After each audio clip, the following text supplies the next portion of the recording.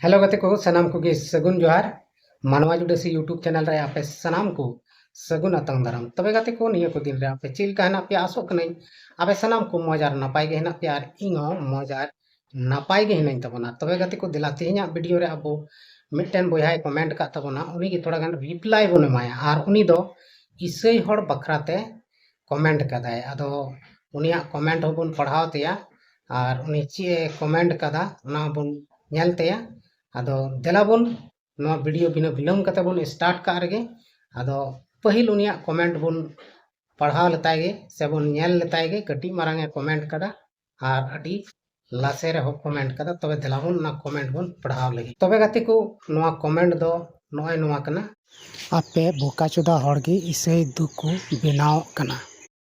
तबे गते को उनिया कमेंट जहां बन पढ़ाव के उना दबन आंजम केदा जे उनी मेने कना आपे बोकाचोदा हड़गे इसई दुकु बेनाव कना तबे गते को उनी दो इसई हड़ बोकाचोदाय मेताव को कना आदो नोवा गे कटी उनी रिप्लाई बन माया आर नोवा दो कमेंट कदा मनोज टुडू आईडी खन आदो Manoj Tudu nyutum kanteya se chit kanteya ona do babun lay kiya menkan unia ID दो मनोज टुडू kanteya आर उनी मनोज टुडू गे नोंका दो इसई हड़ बखराते कमेंट कदा आदो तेलाबन तबे नुई जवाब बन माय रगे नोवा कमेंट रिया तबे मिस्टर मनोज टुडू बया आम जे नोवा कथाम रड़दा जे आपे बोकाचोदा हड़गी इसई दुकु बिनाव कना नोवा दो आम भूलेम रड़दा आम लिकान हड़ नोवा धरती रे जुदी को ताहे कोआ तबे दो नोवा भारत दिसम ते दो इसई हड़ दो बांग को हेक को आर इसई हड़ जुदी बोकाचोदा को ताहे को तबे नोवा भारत दिसम रे से पूरा दुनिया रे दो इसई हड़ दो बांग को पसनाव को आर तिहिन जहां इसई हड़ कारण ते नोवा भारत दिसम से झारखंड दिसम रे हड़ को लहाव कना से को ऑल पढ़ाव कना तबे एकेन इसई हड़ कारण ते को ऑल पढ़ाव कना चिदा से उनको इसई हड़ गे रेंगे नाचार हड़ ऑल पढ़ाव लगित को गणो कवा कोआ उनको को उस्कुर का कोआ आ तिना रेंगे नाचार हड़ को तहे कना उनको जम न्यू को एम कवा कोआ तब जाए के उनको मिटन लतार खन बई बई ते को रकाब कना आर तिहिन ऑल पढ़ाव कते डॉक्टर इंजीनियर आईएएस ऑफिसर नेता मंत्री सनामी को बनाव कना आर नुको तिना नितो बन ñेलेत कोआ झारखंड रे से बाहरे रह नुको सनाम इसई हड़ स्कूल कॉलेज खन ऑल पढ़ाव कते नितो मंत्री डॉक्टर इंजीनियर नेता को बनाव कना आर आम मनोज टुडू बोका संताल दो ओका खनेम जनाम कना से ओकारेम जनाम कना आर ओकारेम ताहेन कना नोवा गे बाम बुझ दाड़िया कना जे मेनते इसई हड़ चिक को चिकायदा आर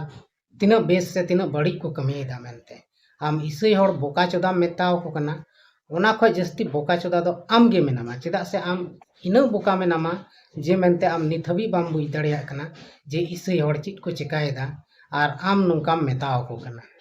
जुदी इसई हड़ उना बोका को तहे को असे तबे दो तिना एटा धर्म को मनावेत कान उनको हड़ दो ऑलोग पढ़ा रे बांग को गणो के कोआ उनको हड़ दो आकुआ स्कूल कॉलेज रे दो बाकू ऑल पढ़ाव चुके कोआ एकेन जहां इसई हड़ को तहे को उनको गी को ऑल पढ़ाव को से उनको गी आकुआ कॉलेज रे से इंजीनियर कॉलेज से आयमा लकना हॉस्पिटल एमान करे उनको गी को तहे को एटा धर्म मनाव हड़ दो उना को जायगा रे बांग को दो के कोआ आर नितो आम उनको गी आम चिले मेता को कना बोका चोदा आदो नुआ कथा आमेम रड़ेत कना नुआ दो थोड़ा हुदिस कते रड़ में आर माने बुझाव लेन जुदी उना बड़ी को तहे को तबे उना जस्ती नुआ भारत दिसम रे से झारखंड दिसम रे नुको दो बांग को पसनाव को उना बोकाचोदा को तहे को से उना बड़ी गी को कमी किया तबे नित हबी ते नुको दो बाको तहे को नुआ भारत दिसम रे से झारखंड दिसम रे उना सांगी दो मेनखान आम लेकान हड़ नितो नुकु चितान रे नाहाचार को कमीयत कना आर नुकु एनते हो नितो उनको बेबुज भिडी लका हीर गे मेना को नुकु बांको रड़दा से बांको अड़िसदा से बांको ताल तपाम झगड़ा कना एटा और सला जहां उनको विरोध बड़ी को कमीदा उनको ऊपर तको नाहाचारेत कोआ एनते हो नुकु इसई हड़ निथरी चुपचाप गे मेना को चिदा से नुकुआ धर्म गे उनका ना जे मेनते लड़ही तपाम से दो बनु कोआ मेनखान मिद दिन नौका समय हजुआ जहां तीन रे नुको आको हको विरोध को जहां उनी चितान रे नाहाचार दा थीर दो बको तहना उनी ऊपर तेको विरोधा ना और उन हिलक बन नेला जे ईसाई हड़ नवा भारत दिसम रे तिना सांगे मेना कोआ मेनते जुदी नुको जतो को जुमिद ठीक लेन खाय और जुमिद कते जुदी नुको कोयजंग को धुरेव लेन खाय खटी गया जहां उनको को संतावे को जहां नुको ऊपर तेको नाहाचार को कमिया उनको सना हड़ थीरु होयो तकोआ आदो गाते को नुई मनोज टुडू लेकान हड़ गे नोंकान कथा दको रड़ दाड़िया कना और नोंकान बड़ी बड़ी को हुदिस दाड़िया कना आदो बड़ी एम हुदिस चाहे बेस एम हुदिस से नुको तिना बड़ी एम नेले को तिना एम हिरखाव को एनते हो आम मेन कते दो नुआ दो बांग बंदो चिदा से नुआ दो बड़ी दो बांग कना और नुको ईसाई हड़ दो बड़ी हड़ दो को बांग कना जुदी बड़ी हड़ को ताहे को ताहले नुआ दिसम तिगे नुको बांग को हेज को और जहां लका गलती तको हेज को रहो नुको नोड़े को उसरा के को विदा के को आदो हालांकि नितो मा सनाम भारत दिसम रेन हड़ अडिगान ईसाई धर्म को मनाए कना ईसाई को बनाव कना और एनते ओना धर्म रे शांति मेना सुलूक मेना और जबरदस्ती उनको दो नितो धर्मांतरण से धर्म बदल से आयमा लेकाना को मेताव को कना और नुंकाते नुको हिंदू धर्म को मनावे कान और नुई मनोज टुडू लेकान बोका संताल को मेना को नुको गी नुको ऊपर ते को विरोध दा मेनखान विरोध कते जहाना फायदा से लाभ दो बनु तकोआ नुको झूठ मूठ औड़िया को विरोध कना और मिद दिन नुको दो बुझाव को नाम गया ना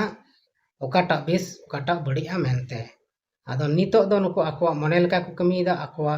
जिद को चिक को जिद कदा ओना को रोड़दा जहाना गे मोचा खन उडको कान ना गे को रोड़दा और जहाना गे ईसाई हड़ ऊपर ते बड़ी कमी को मेने से नाहाचार को मेने कान ओना गे को कमीयत कना आदो नुंका कमी तीना दिन चला तको बड़ी कमी दो जास्ती दिन दो बांग चला मिद दिन अपने आप नुको ओना बड़ी कमी रिया कुड़ाई को न्यामा और को बुझनामा जे इन दो सरीगे नुको ईसाई हड़ को ऊपर ते बड़ी इन कमी कदा मेनते ओना दिन जस्ती संगिन रे बनुआ जस्ती दूर रे बनुआ और नुका बड़ी बड़ी रोड उनको विरोध ते नुआ दो अडी बेस दो बांग होयो कना चेदा से भारत दिसम रे संविधान रे ऑल मेना 25 खन 28 हाबी अब बन पढ़ाव लेखा जे मेनते नो भारत दिसम रे सनाम धर्म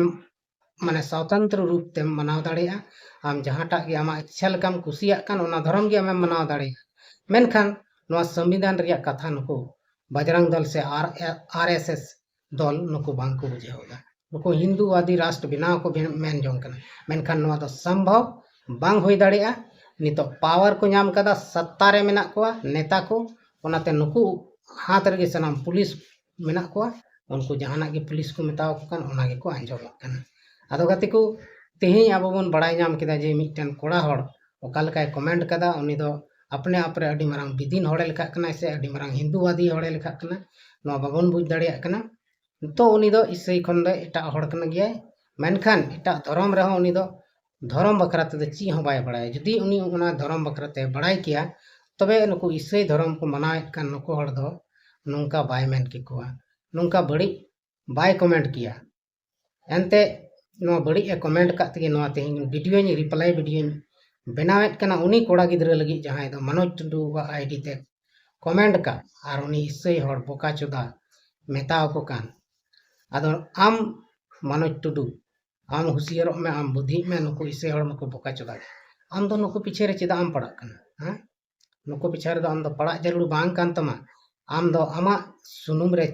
से आमा चारखा रे सुनुम लगाव में नुको ईसाई हड़ चारखा रे सुनुम लगाव लगी आम दो कोई जरूर बनु तमा एनते नुको आको तगी सनाम को चिका दाड़िया नुको रे उना माने टैलेंट मेना से उना दाड़े मेना नुको आको तगी सनाम किछु को चिका दाड़िया कना आम लेका दो हाना नवा खाली औड़ी बौड़ी बका ते दो बाको तहन कना से औड़ी बौड़ी रोड ते दो बाको तहन कना नुको दो कमी कते को उजुता और तिना समाज लगी को कमीदा तिना बेस बड़ी को कमीदा ओना दो आम बेस तेम नेल को आपे सुर रे जदी ईसाई हड़ मेना को का ओंडे नेल कुम बिस्ते और नुकाते बड़ाई नाम में जे मेनते नुको तीन बेस से बड़ी को कमीदा में आदो गाते को तीन नो वीडियो रे अब उनी मनोज टुडू कमेंट ले ओना रे आली रिप्लाई थोड़ा बहुत माव दिया और नियत के उनी बुझाव मा और नुका तिसो ईसाई हड़ विरोध आलोय रोड मा और आलोय कमेंट मा चिदा से